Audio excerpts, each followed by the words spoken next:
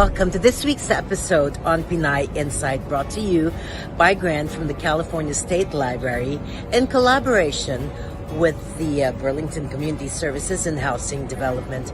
I'm your host, Thelma Sugay. This week is a special week because we have the first hearing on the case of Nicky Arriola, victim himself of a hate incident and some attempted theft and robbery. So they'll take us back to that place where it all happened in Sacramento, California. Let's listen to his plight. We'll be right back here on Pinay Insight. I'm your host, Thelma Sugay.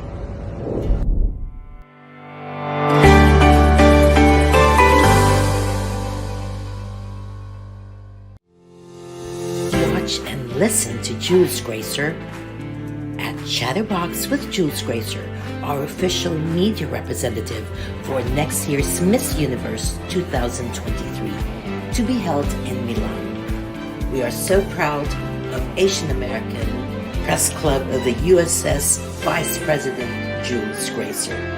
Congratulations.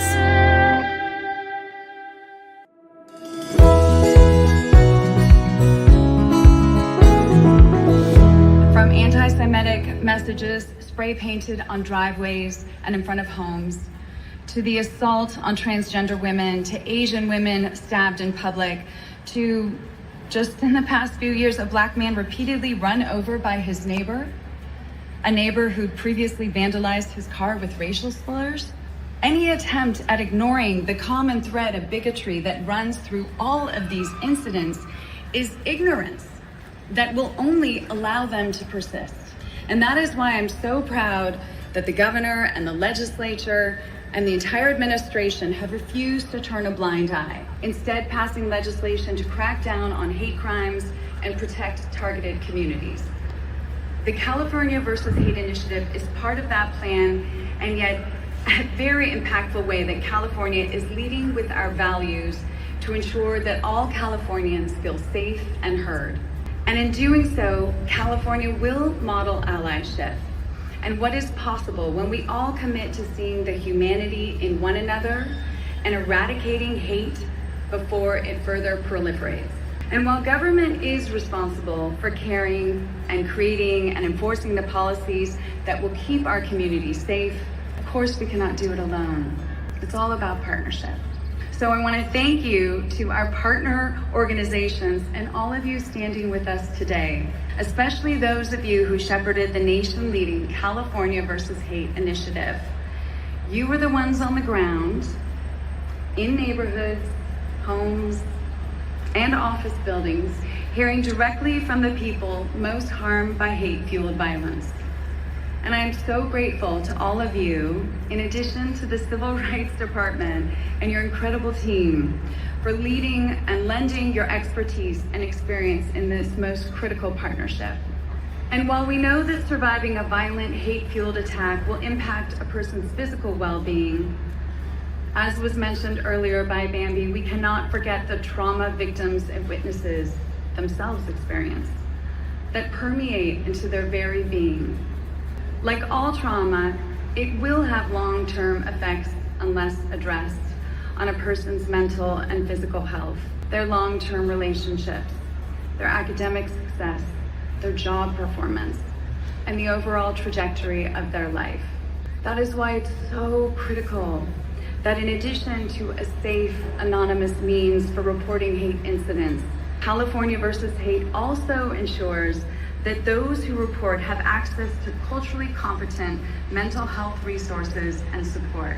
My hope is that with this valuable tool, more Californians will feel comfortable reporting hate when they experience it, or when they witness a loved one, a neighbor, a colleague, a classmate, or a stranger being victimized because of the color of their skin, because of who they love, because of the body that they were born into, where they come from, or the language that they speak. And I'm a firm believer that what binds us is our common humanity. I want us all to remember that we're 99.9% genetically identical. And California's diversity is what makes California so vibrant and such a culturally rich state. So there's no room for bigotry and hate here. We all belong here, all of us. We get to call this great state home. So in partnership, in love versus hate, and in community always, thank you all. And now I get to turn it back to Director Fish. Thank you. To our department, she has led this work at the national level. She's leading it now in California, and she's been a wonderful partner to all of us. Thank you, Becky. Thank you, Kevin, and I welcome any questions about this great new resource that we have for people in California. Hi, I'm so sorry, not your fault, but I just got here, so I'm sure I missed a good portion, and I hope this is not a duplicate question. So, I actually have a friend who was a victim of hate right on the stairs by the curbside. About February 1st is when it's happened. And I'm wondering, in terms of legal counsel, where he could go for that, because I know it's within the DA's territory to help them, but he does feel like he may need a little more assistance, and I'm not sure if you would actually recommend that, or if sometimes the DA may feel insulted if we get additional layer of legal counsel on top of what we're getting. I'm really sorry that your friend went through that, and I'm grateful that your friend has you to support them. I really appreciate this question because this helps people understand sort of how to use this resource. I would recommend that they call 8338-NO-HATE or go to caversushate.org. And the whole point of this resource is to let people know what their options are if they're targeted for hate. So your friend may be unclear whether they want to go to law enforcement. If they do, we can help them do that. In fact, we've already had that experience where somebody wanted some additional support in reaching out to law enforcement. If they don't feel safe yet doing that, then we can do the second part, which is connect them with other resources. So to your point, and as the first partner explained, when someone is targeted for hate, there's a lot of trauma that comes with that, and other resources and support are available. So that's the second piece that we can offer them. And then finally, we are trying to get a better picture of what happens to people when they are targeted for hate and how we can do a better job in California of supporting them. So I would recommend your friend reach out to us and we can help them to understand what their options are. My experience with district attorneys in this state is that they want more people to report, and part of our goal is to make it easier to do that. So I would recommend that they reach out. We are happy to connect them with the right person, whether they want to pursue criminal charges, they may have civil legal rights, but regardless, come to us. We can help to identify those resources and support. And again, thank you for being such a supportive friend as well. Thank you, Miss Becky. And can I make reference to this momentous time and as I give him this resource? And number two, is there a way to get them some financial assistance? Because obviously the perpetrator is not in a position to, so going after them civilly may not be the route to go. What would you suggest, ma'am? So again, as a lawyer, you're probably used to hearing us say, it depends.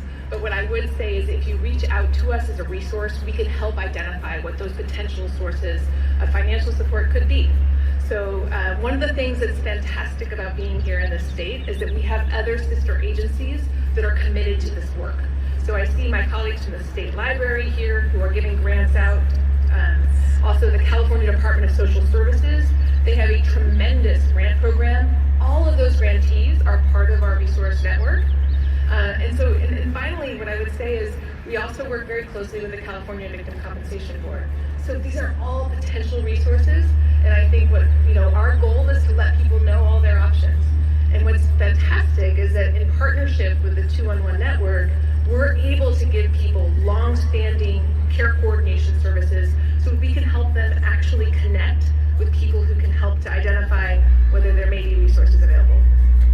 Thanks so much for your time. Appreciate it. Just quickly, I know you were just saying, so sorry, it's a little bit repetitive here. Absolutely. Who is going to be on the other end of the line? And remind me, and if you don't have the exact number, don't worry about this. How many languages again? But who's on the other line, and how many languages, and what can they offer? Absolutely. Absolutely. So if someone calls, they can have access to people who can speak over 200 languages. So we will have language access, we think, for almost anyone who calls in California. And in terms of who will be on the other end of the line, we are very fortunate to be partnering with 211 LA and the 211 statewide network. Now within that network, we have specially trained people who will answer these calls, who are both culturally competent, trauma informed, and will be the first person to pick up that phone. After that happens, if the person wants additional support, they will connect to someone who has even greater training, a care coordinator. And again, this can be provided in over 200 languages if you call, 15 languages if you submit online. I just wanted to ask about tracking progress of this new campaign and the hotline. Will that be publicly available? Thank you. I think we have many different ways that we're trying to hold ourselves accountable. One of the things we recognize is we have to earn the trust of people who've been targeted for hate. So one of the ways we're going to do that is be as transparent as possible with the data that we collect. We're going to share information without any PIIs, I'm using acronyms, without any personally identifiable information.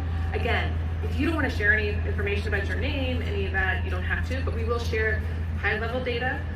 The other thing I think is important to note is that when we're talking about sort of sharing this information, holding ourselves accountable, we have a network. Many of the people who are behind me are part of that network who are going to hold us accountable. We will be meeting regularly with them, and they are going to tell us what we're doing wrong, and we are going to do our best to address it and to fix it. So I think we have a commitment not only to being as transparent as possible, but to genuinely letting community members who know, who have earned the trust of people who've been targeted for hate, they are going to make sure that they are holding us accountable as well. So those are the sort of two major mechanisms, but absolutely we are planning on holding ourselves accountable and adjusting as necessary. Hi, thank you. Can you talk about if this is the first statewide hate crime reporting and supporting hotline in the country? And if not, what have you learned from other state best practices, things like that? That's a really great question. I think we will be the best statewide resource line and network. We are not the first, and we have learned so much from our partners. So for example, Oregon started one, and they weren't as fortunate as we were to have the kinds of resources and support, and yet they have continued to build and do a tremendous job. One of the things they told us is make sure it's accessible, and secondly, make sure you're serving the needs of community-based organizations. You will not get individuals calling, a lot of individuals calling initially. You have to earn that trust. So we took that to heart, and they have been they continue to be incredibly supportive. I will say, because we are doing this work and the word is getting out, we're now hearing from other states who are interested in doing what we're doing here. So that's been a really wonderful part of this work is, I've worked in the federal government in the past, and being in a state where we have the resources, the support, and the commitment to genuinely reaching out and supporting the needs of people targeted for hate is something I do not take for granted. So we will continue to work with our partners across the country, and I think we're going to continue to strengthen what we do here in our state. Thinking of premeditated violence, perhaps even of killing someone? Your thoughts cannot be ignored or unheard. LifeTarget.org has links to over 400 services ready to help you now. LifeTarget can help you find a proxy, someone always there to help you overcome your thoughts of violence, anger, and hate. Don't let your negative emotions take control. Your loved ones and your community need the positive side of you. You're not alone. LifeTarget has your back.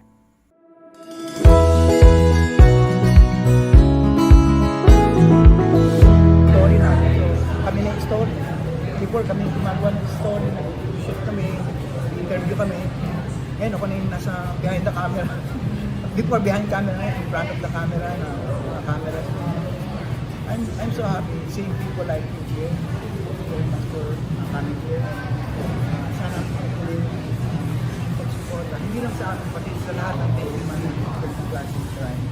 And just for the show here on Pinay Insight, Nikki, can you kindly relate again how you felt about the defendant when you saw him?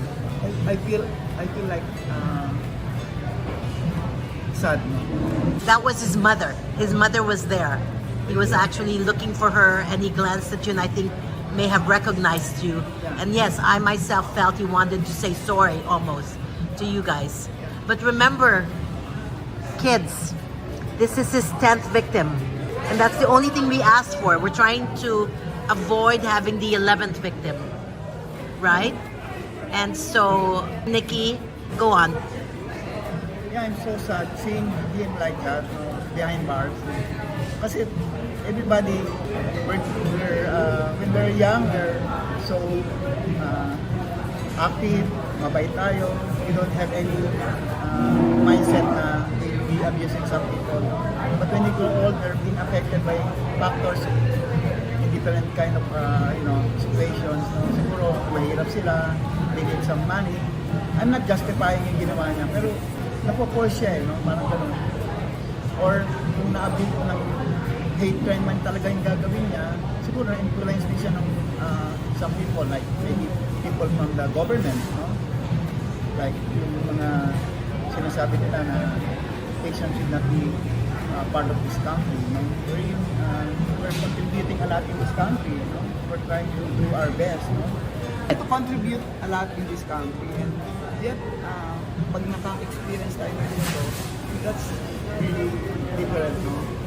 Sometimes you will question like, are we doing the best that we have to do, or we need to do more? Like in my case, we're covering a lot of case and hate crime, the military man. Tapos, sunod, in-interview niya ako, being victim. So, it's a different thing, Ang feeling ko, ambivalent, parang masaya ako sa nakita ko kayo, kasama ko kayo, nag-support kayo, ang ginagawa, ang lamig-lamig sa in front of the justice building. And yet, you're there, It's so cold. Tapos, we're not feeling the least. For example, hindi natin alam kung saan building, we're not sure, like that. That's the problem with that. And yet, sabi ko, nalulungkot ako kasi parang there are lots of people who are in a different way of think, abuse sila, gumagawa sila ng masama, especially sa ating Asians. We're not only, I hope, we're not going to be one of the numbers sa statistics ng mga abuse. I hope we have to get our justice that we really deserve.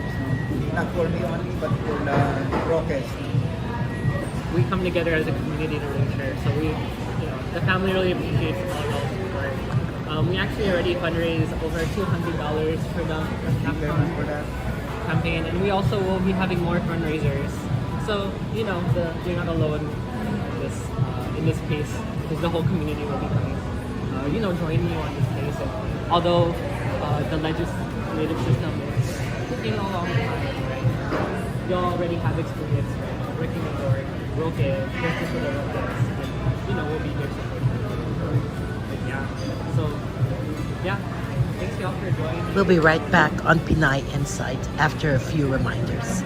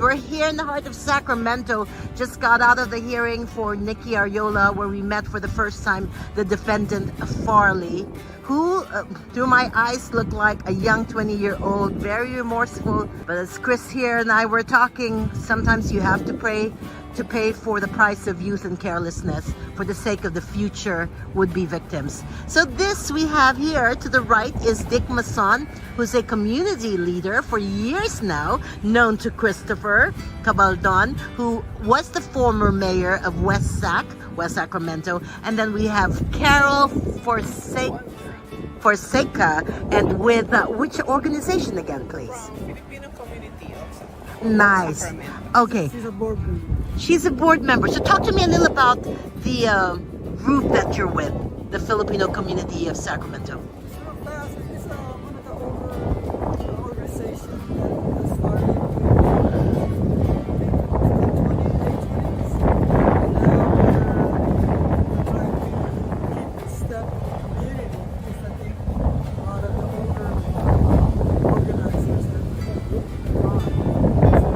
It's a 100-year-old organization. If you're saying 1920 and we're at 2023. Oh my goodness. So yes, there will be some members who are no longer with us but are keeping an eye on us, making sure you guys are holding the fort. So Christopher, you weren't at the hearing, but your thoughts on what's going on with Asian hate altogether and here in your lovely city. Well, we're seeing this all around the country, in many API communities, and here it's come home to us in Sacramento, and not just with this one incident. We see it all the time. This is one where there's a video, there's a court case, there's enough evidence to prosecute, but we see this everywhere, and it's the result of discrimination and hate, disinformation, and lots of forces in society trying to pit us against one another, and all that matters is that we stand up. So Carol, talk to me about what it's like to be on the board and what you felt as you saw that. Where we went, it's like the Filipinos should support them. We should all be vigilant. Thank you. What do you think about the RDA who's going to be representing you? Feel confident? I think she's okay. I think she's going to do her job. I always am fearful when I overreach and I'm so passionate and I'm telling her what to do and she goes, please give me a chance.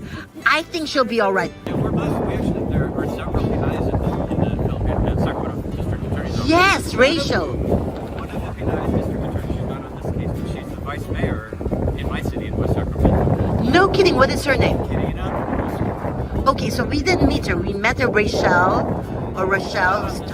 Got it. Interesting. I would love to meet her. Well, we'll be right back here on Pinay Insight after a few reminders. So one day, she held my hands just before she died.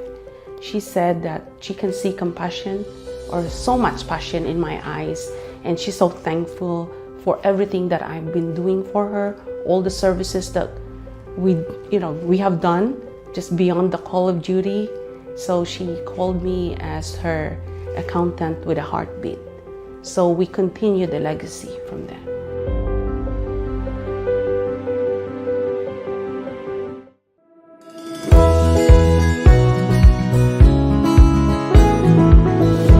Welcome back to Pinay Insight. We're still here in Sacramento. We're actually just right across the Capitol where everything happened for Nikki and Julian with the theft and the assault. And we have with us here Marcy Basilan, very active in the LGBTQ community. And you were formerly with which organization, Marcy? I was formerly with the Sacramento LGBT Community Center. Just left about 3 weeks ago. Okay, but you know about hate and what goes on even within the community of the LGBTQ. So you're Filipino and you've helped. I'm a strong ally.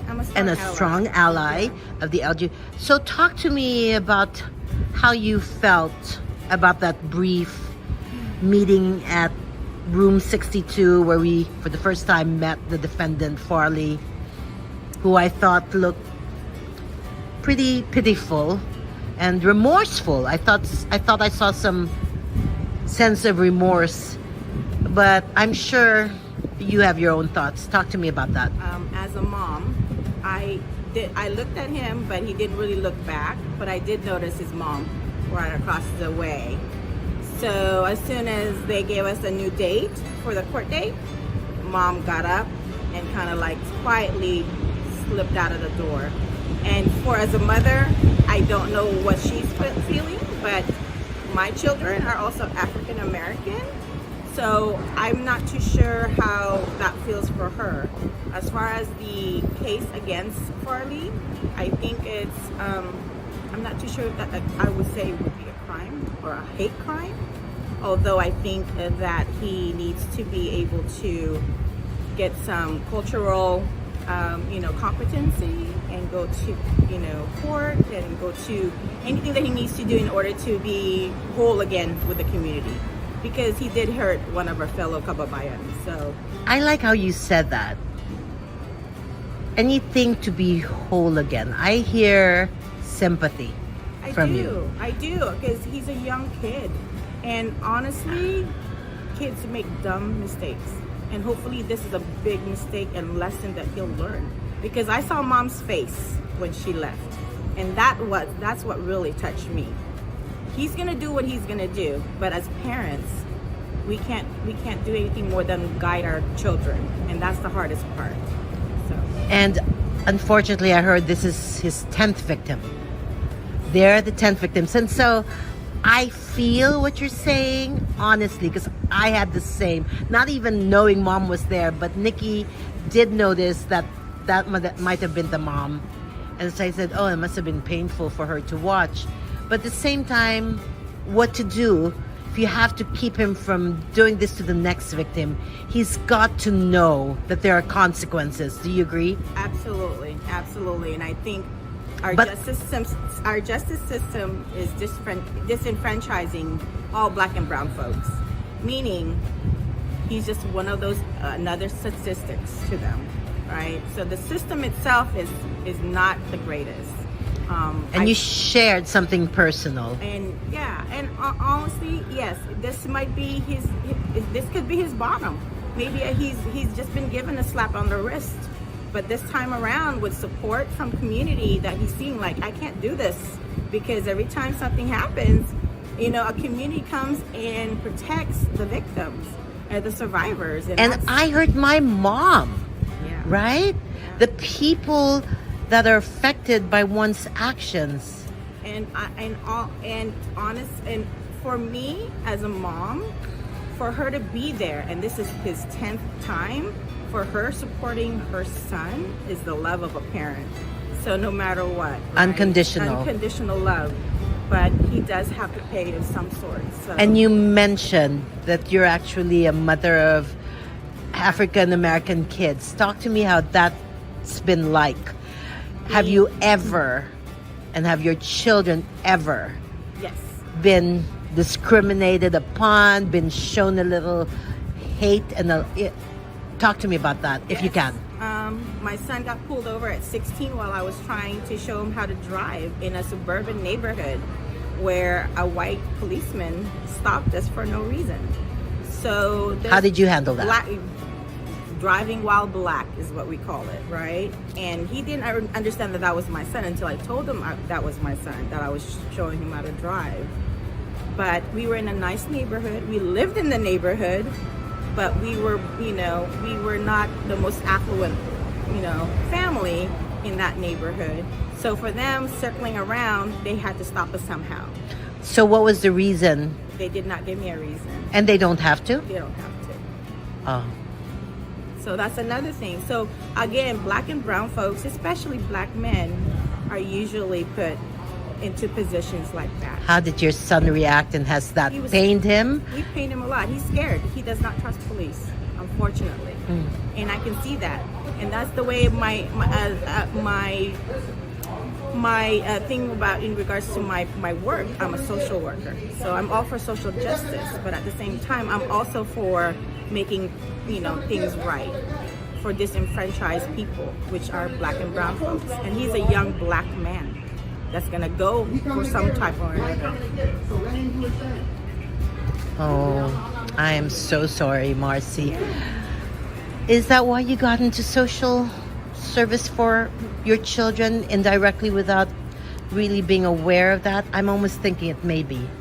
Your choice of career was for them. It was, because as a parent, when your son or daughter leaves outside the house and you don't know if they're going to be okay coming back home because of the color of their skin, that's very terrifying. Other than that, was there any other incident that comes to mind where you were not there to protect him? I try to not dwell on those little things, but there are certain things that my kids do not tell me about. Microaggressions, you think? Microaggressions, like why you, even within our own community, unfortunately, because they're half Filipino and half African American. So a lot of that has a lot of hatred, and there is a social system of disenfranchisement that talks about that. Right? What do you think we can do better to help eradicate Honestly, people need to be open-minded, open heart, with empathy. And sometimes I know our community can be not as, even though we're the most gracious Filipinos, right? But we need to be more open-minded, especially when it comes to our LGBTQ youth. I have a child that is LGBTQ. Now, did I get the job because I, was trying to do that? No, it just happened to be that population of marginalized people, community members, is where I ended up, and I was there for many years. So I understand the disenfranchisement, the the microaggressions, the hate crimes that you all talk about, and it's very hard to prove sometimes.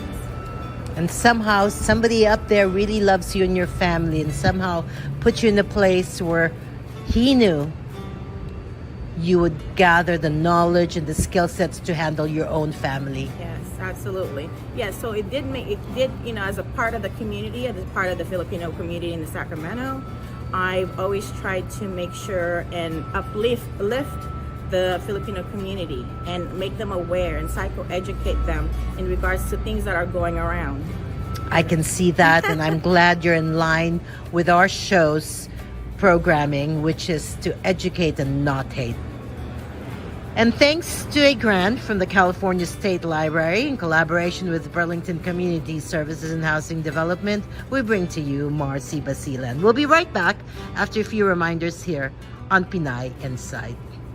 Thank you, Marcy. Thank you.